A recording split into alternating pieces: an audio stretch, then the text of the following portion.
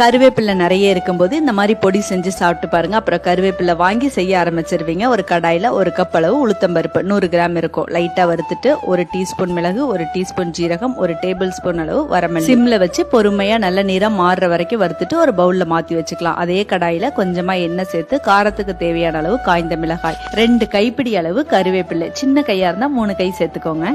நல்ல கருவேப்பிள்ளைய கிளீன் பண்ணி கழுவிட்டு ஃபேனுக்கு அடியில ஒரு துணியில போட்டு உணர்த்திட்டு ஈரப்பதம் போனோன்னு போட்டு வறுத்தீங்கன்னா இந்த மாதிரி மொறுமொறுன்னு சீக்கிரம் வறுபட்டுரும். அதையும் அப்படியே ஒரு பவுல்ல மாத்திட்டு நல்லா ஆற விட்டுருங்க. ஆறுனதுக்கு அப்புறம் மிக்சி ஜார்ல மாத்தி நல்லா அரைச்சி எடுத்துடலாம். ஃபர்ஸ்ட் இதை பெருங்காயத்தூள், உப்பு, ஒரு 10 பல்லு பூண்டு போட்டு அரைச்சி எடுத்துட்டா கருவேப்பிலை பொடி ரெடி.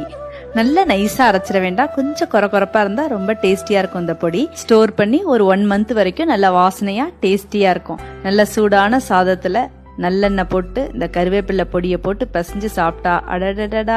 ட்ரை பண்ணிட்டு கமெண்ட் பண்ணுங்க.